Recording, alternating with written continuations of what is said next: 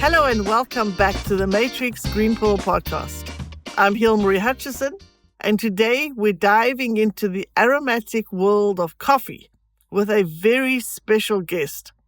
He's a Specialty Coffee Association certified trainer, coffee expert, and consultant who has spent over 15 years perfecting the art and science of coffee. With accolades like winning the Dubai Barista Competition twice and collaborating with farmers worldwide, he's not just a coffee connoisseur, but a true industry pioneer. Please join me in welcoming the man behind the cup, Saeed Abdi Nasab. Saeed, welcome and thank you so much for joining me today. Hello. Thank you so much for having me on the Matrix Green Pill podcast. It's awesome to be here and share my story with you. Fantastic. So let's start with an introduction. Can you please share a little bit about you and your background and how you ended up here in the UAE? So my journey started back in 2009, 2010, when I got my first job as a dishwasher. It wasn't the first job related to the coffee. In a really old school coffee shop, it was one of those places full of characters. Everything felt real and authentic.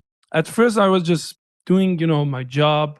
But over the time, I started to notice there was so much more to explore, not, just in coffee, but also in food, in management, and the whole process behind creating something great. Coffee, though, felt different. Like it had a personal touch, in my opinion, something that made me want to dig deeper and understand it better. I always been drawn to things that feel a little undiscovered, the areas where not everyone goes. For me, like taking the usual path has never been existing, like becoming a chef, that's really great. It's more defined path. I wanted something with more adventure, something that challenged me. That's when I decided to focus on coffee. Like back then in 2010, there wasn't much knowledge or kind of information about specialty coffee.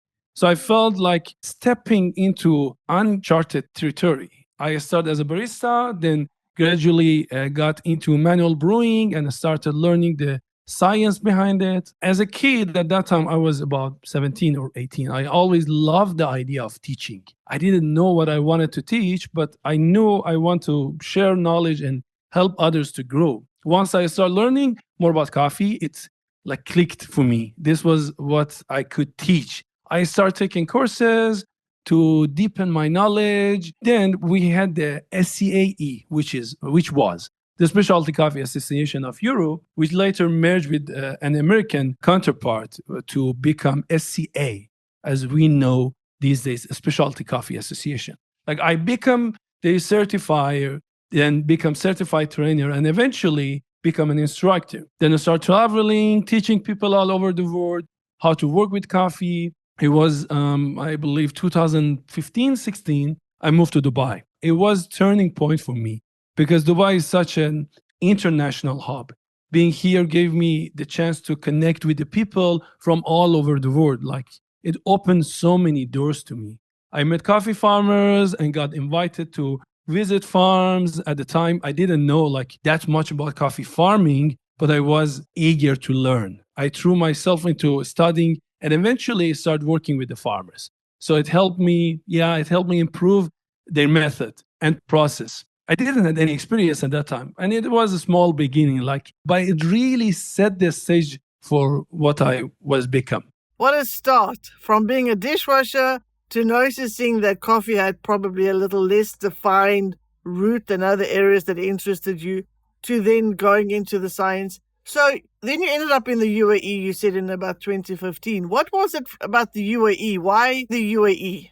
Here's really international, a lot of exhibition happening here. When I started in coffee shop, my mindset wasn't all about chasing a passion right away. It was about working because, let's be real, everyone needs money. But something clicked for me when I saw a video clip that say how much you spend your time as working or sleeping. Then I understand. So 30% of our life are sleeping. And the rest of 30-40%, we have to work. So I understand I have to love my job. The crazy thing is when I started, the world of coffee wasn't like it is today. Now you have coffee roasters on every corner, especially coffee shop everywhere. A lot of people brewing their coffee at their home.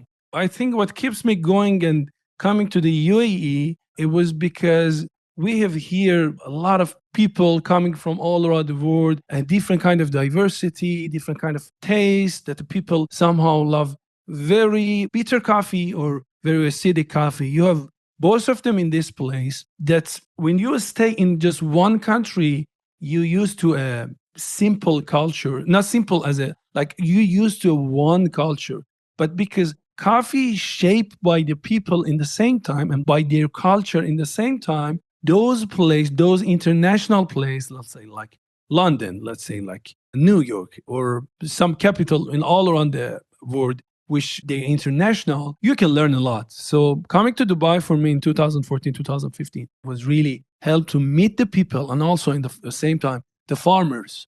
So it's really good point for me to go help to the farmers and connect them to the consumers, not just from UAE, even from all over the world. Excellent. So it was the multicultural of Dubai that really was appealing to you, that you can then interact with a whole lot of different kinds of people that enjoy different kinds of flavors. So that's excellent. You mentioned a few times now the work that you've done with farmers, and that I know you work directly with farmers in countries like Kenya, Uganda, Ethiopia, and Indonesia. Can you share some insights into your work with farmers and how it contributes to sustainability in the coffee industry? And like honestly, working with the coffee farmers has been one of the most eye-opening parts of my journey. When the people see videos or photo of coffee farms, the vibrant cherries, lush greenery, or the farmer's name on a beautiful coffee package, it all looks amazing, almost romantic. But the reality is like so much more complex than those 4K video capture in the YouTube or internet. Like the first time I visited a coffee farm, I thought I knew what to expect. I'd read about the processing method, washing coffee, pulping, picking, all that. I was excited to see it in first hand. You know, my first year was first in Rwanda as a tourist. And then later I went to India as a trainer to help them to place like Chikmagalur, Baba Budan. And from the moment I see food there, I realize it's not the idyllic picture when often imaged. Life on a coffee farm is tough.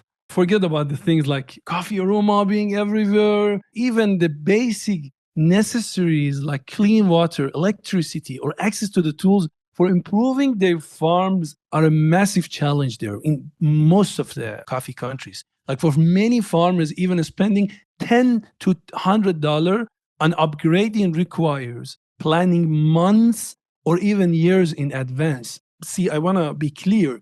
These farmers aren't poor. It's not about that they are poor. They are incredibly resourceful and hardworking, but the system they operate within doesn't give them enough of the value that they deserve. Like think about it. When you buy coffee for, let's say, $20 a kilogram or even more, the farmers might only see maximum $3 or $4. It's so rare of that. Why? Because the coffee chain is incredibly long. Landlords, producer, importer, exporter, and then roasters all take cut before the coffee even reach to your cup. And let's not forget from 5 to 6 kilogram of coffee cherries, which every tree give you per year. So 5 to 6 kilogram of coffee cherries. Every year, the one tree give it to you. It's might about 1 to 1.5 kilogram of green coffee and even less after roasting because it's reduced 10 to 20% after roasting a coffee. Quick example. We have the coffee cherry from the farm. They took it, they process it, then they export it, and then the coffee roaster get it from the cherry, then it become green coffee, then they roast it, then they grind it in the coffee shop or people at home, then they brew it. Another challenge is the environment, impact the climate change. Farmers face. One farmer I know, he told me that even though maybe you or your audience know about it, like coffee price have gone up these days, but it doesn't necessarily help the farmer. Like the yield are decreasing because of the issue like predictable weather, pests, and diseases, and higher prices often come with increasing expectation from the buyers. Like me as a buyer, like this year, coffee is increased maybe 50% more than the last year, the price of green coffee buying from the farmer. And when I pay more, I ask for better quality. But the problem is the condition to produce that quality are becoming harder and harder to maintain. So sustainability is the key here these days. But it's not just about, paying farmers more. It's about fixing the entire supply chain, ensuring every part of it to be equal. Over the past 20 years, there's been a lot of focus on sustainability, not just consistency, but it is still long road ahead. Probably another decade at least we need to see the real and systematic change. But until then, it's up to everybody in the industry and like even consumer or farmer or roaster to support sustainability and fairness at every stage. And I believe like drinking just good coffee, not those commercial coffee that's like instant coffee. Instant coffee is not going to help to the sustainability, but supporting the local business is going to really help to the sustainability. If I want to talk about this fact, I could talk about it for hours. My last 2 episodes of my YouTube channel is I talk about only the price. It's in Farsi, but if really people want to know about it, they can auto-generate it to English subtitle. But I mean, this is really big topic that we can talk about it over an hours. There's so much to unpack and so much to learn. It's really fascinating, and I'm so sure that most coffee drinkers, me included, are not aware of the difficulties and challenges that farmers face in producing the coffee. And as you say, it's such a long chain from the farmer to getting it to the consumer that there's so many parts and so many people that take their cut along the way. As someone based in Dubai, what trends or challenges do you see in the Middle East coffee scene that might differ to other parts of the world? The Middle Eastern coffee scene, especially here in Dubai, is really unique. It's vibrant and full of potential, but it comes with its own set of trends and challenge. Let me break it down. One of the most noticeable trends in the sheer amount of investment pouring into the coffee industry here. In Dubai, you have a lot of investors with big dreams. But here's the thing. If someone investing in coffee with the real knowledge and passion for the industry, that's amazing. They'll likely succeed because they understand the process, the way of business. But on the flip side, if it's someone just looking for a quick return or hoping on a trend without understanding the deep of the coffee world, I say think twice, please. Like coffee isn't a get rich quick kind of business. It's an industry and it's need dedication, passion, and love for this. Like let's talk about numbers just a little bit. Opening a coffee shop here isn't cheap. It's not something you can pull off with $5,000 or $10,000. You're looking at an investment closer to at least 200. Yeah, somebody, if they want to open, they can open with $10,000, but not safe at all. It's close to $200,000, even more, which is about $1 million dirham. And depending on your vision, it's really dependent on your vision. But in the return, well, if you're lucky, you're going to get 20 to 30% margin, which is fine, but it takes at least 2 years to start seeing that result. A lot of people enter the coffee business with their eyes closed, like they think it's easy because they attended a workshop or watched a few YouTube videos. But running a coffee shop business is so much more than knowing how to make coffee, or it's about understanding the entire chain. I told you, at least we have 10 cycle in entire chain for sourcing coffee, customer service. Another challenge is oversaturation. Like Dubai, for instance, is packed with the coffee shop and roasteries, and demand isn't keeping up with the supply. Everyone wants to open in Dubai or Abu Dhabi, but they overlook, like talking with those people who want to open their business, they overlook those places like Fujairah, Sharjah, Ajman, Ras Al Khaimah, other area, or even outside of UAE. Iraq is really potential, Oman, Saudi Arabia, and they need also good coffee. This is imbalance that creates competition. That's more about who can outspend the other rather than who can offer the best quality. So in my opinion, on a border scale across a place like Oman or Saudi Arabia, or even the place that I've worked like Beirut, I have a project in Turkey, or even Iran. People often jump into the coffee without fully grasping the complexity. Coffee isn't just as straightforward as it looks. It looks really easy. But yeah, like, see, I can teach you if you don't know, if somebody don't know anything about coffee, I can teach them how to make a decent cup in 30 minutes by understanding the entire process from growing and processing to the bean. But opening a coffee business is totally another story. So if somebody considering getting into the coffee, my simple advice, is take your time, spend a year in industry, whether as a barista or dishwasher, or even attending events and talking with the people as a coffee lover, exploring different perspective and understand the challenge. Don't rush. The coffee world is really beautiful. Spend a little bit of time and understand the different layer and demanding. If you're willing to dig deep and commit, there's so much potential, not just in Dubai, but across the Middle East. And also, Dubai, because a lot of people coming, there's a lot of opportunity, but demand is really important. You shared so many important tips and insights there, from the fact that you really should have a passion for this. You shouldn't go into this just for thinking I'm going to make a quick dollar, because that's not likely to happen. It needs a long-term view, a long-term investment, and not to be narrow vision in thinking it's only in Dubai or only in Abu Dhabi that we can flourish. There's many, many other areas that could potentially be places where people could invest in coffee shops.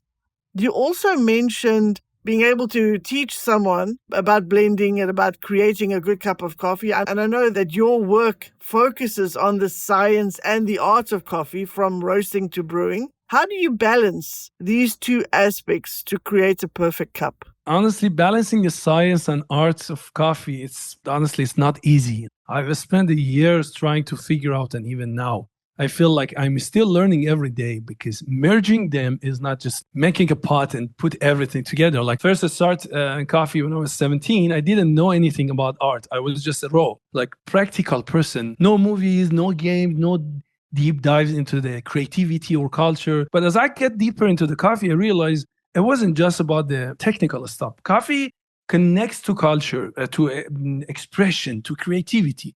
So I started exploring art, watches films, playing games, even designing a few short games myself. It will be publishing soon. But I started drawing, even collaborating with the different kind of artists for my book, to understand, and even diving to the music production. Like, the other hobby that I have is producing music, because these experience didn't just broaden my perspective. They also taught me how to bring creativity into my coffee journey. Like, art gives coffee a soul, in my opinion. And it's helped me think about things like flavor, presentation, or storytelling in ways I never could before.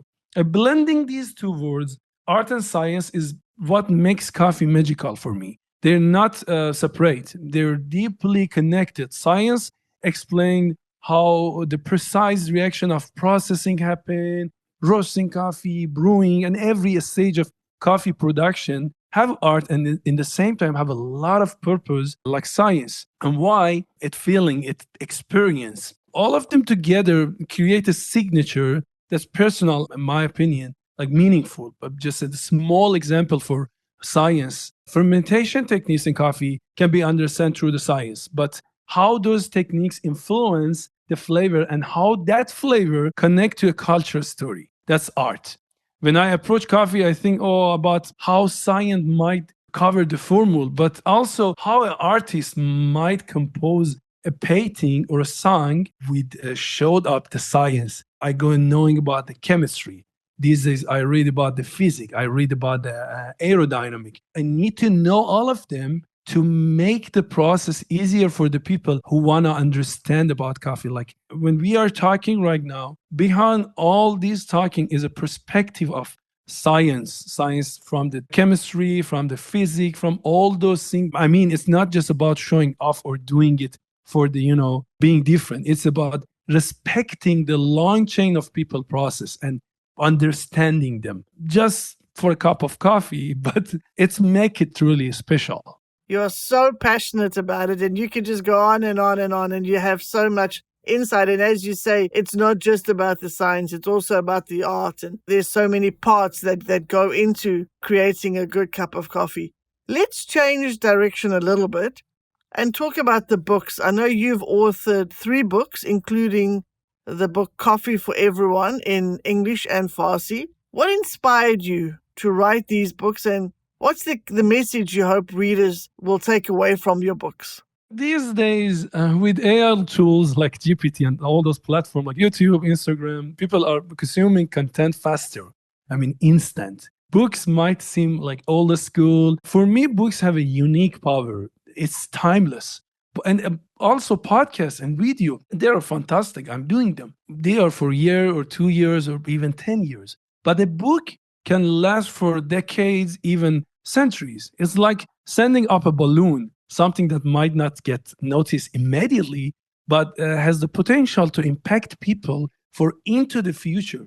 I remember when I started writing, I had a specific audience in my mind, like the Iranian coffee community at that time. And in Iran, English isn't even the second or third language for most of the people. Accessing quality coffee education is a huge challenge because most of the books are in English. So there aren't many sources in Farsi. So I wanted to create something that could fill that gap. And I didn't just want to provide information. I want to do it in the right way. So yeah, I just contact the Rob, who's the person who I translate his first book, and reach out to him and start working directly with them. Because normally a translating book need official permission, but somehow some people just publish it without permission. Later, even he didn't charge me because he have the same perspective of mine. He told me, if I have my book in more language, that's better for me. Even I'm not going to charge you because you take my permission. You could don't take it. And also was a story for the modulating the flavor profile of coffee by Rob Hus. And also I had English book and also Farsi book, which was completely different challenge. It was like about making coffee knowledge, but approachable and relating to the people across the globe. The key message is I hope readers take away from my books is coffee isn't just a drink. It's a wonderful, full of history, culture, science, and passion. Whether you are a beginner or an expert, there's always more to discover. And while technology evolve, trends come and go, the written word remain a foundation for understanding and growth. That's why I'm still even writing, and even still I'm publishing, and still believe the power of books to inspire and educate for next generation. Excellent. Well, congratulations on the 3 books that you have authored. And I'm sure there are more books in your future, by the way, that you speak about the power of the written word. Even I published comic story for the next generation. And what is that called? Red Fruit, a Green Seed. Very good. Our listeners can look out for that as well. Thank you for sharing that. Well, what an incredible, interesting, fascinating world that you're in. Not one that we sort of think about too much, what goes on behind the scenes of a good cup of coffee. So this was really, really insightful. Now we've come to the segment of our show where I'll ask you some rapid fire questions, our version of a game show. Are you ready? Yeah, sure. What is one tool that every coffee enthusiast should own? I believe coffee grinder. What is your favorite coffee drink? Let's say Brazil or Ethiopia. Any coffee that is brown and it's not burnt. Okay. Do you milk or no milk in coffee? For sure, no milk. Can you describe coffee in one word? Biggest variable. What advice would you give to someone aspiring to enter the coffee industry, whether as a barista, roaster, or entrepreneur? Be patient. And what is one thing that you do every day, no matter how busy you get? For sure, drinking coffee. Well, thank you so much for playing along. That was easy enough. Now, I would like to ask you our signature question about your green pill moment. If you took the green pill to go back in time and change one thing about your journey, what would it be? See, my green pill moment was the day that I realized I had to face my fears and embarrass discovery. I always loved adventure, but I understand that my desire to explore came from fear of the unknown, of failure. When I faced it, I realized that fear could push me forward. It taught me to enjoy the process instead of focusing on the destination. Honestly, there is no final destination in coffee or even life. It's all about the journey. Even if I go back, like those science fiction movies, I love to change a lot of things because I made a lot of mistake. What I am today is I really love it. With a lot of mistake and with a lot of disappointed part. So I like to restart the game from the beginning. Sure, I made a million mistakes. Like I'm sure if I small change, it alters everything. So I wouldn't risk it. Because you learned a lot along the way. And I love what you said there. Enjoy the journey and don't focus on the destination. I think that is excellent advice for all of us. Yeah, there is no destination. Fantastic. Well, Saeed, thank you so much for sharing your incredible coffee journey, expertise, and insights. I've learned a lot more about coffee than I thought I needed to know, so that was excellent. Before we say goodbye, could you please tell our listeners where they can find and follow you? And we'll put this in the show notes as well. I have a website which is mailodreaction.org. People just search me on Google. I'm more active on Instagram and also my website. Also, I have a YouTube channel which is talking about coffee. The YouTube channel honestly is mostly in Farsi, but if someone really looking for it, they can do auto-generate and it's going to give them subtitle. As I'm doing, like most of coffee science things are in Latin. It's not either in English. I go to those Latin books and just translate them with a translator and then understand about coffee. So it's a little bit hard. But YouTube, my website, and also my Instagram. There's 2 Instagram page. One, Saeed Abdi Nasab, which have more follower and mostly I talk in Farsi. But there's one also in Saeed Abdi Nasab in English, which is with English language. Thank you so much for joining me today. I wish you all the very best. Thank you so much. To our listeners, if this episode brewed up your curiosity for coffee, be sure to follow Saeed's work and check out his podcast and his social media channels. As always, stay inspired, stay curious, and join us next time for more transformative stories. Until then, keep sipping and dreaming. If you enjoy our conversations, please like and subscribe. See you next Wednesday.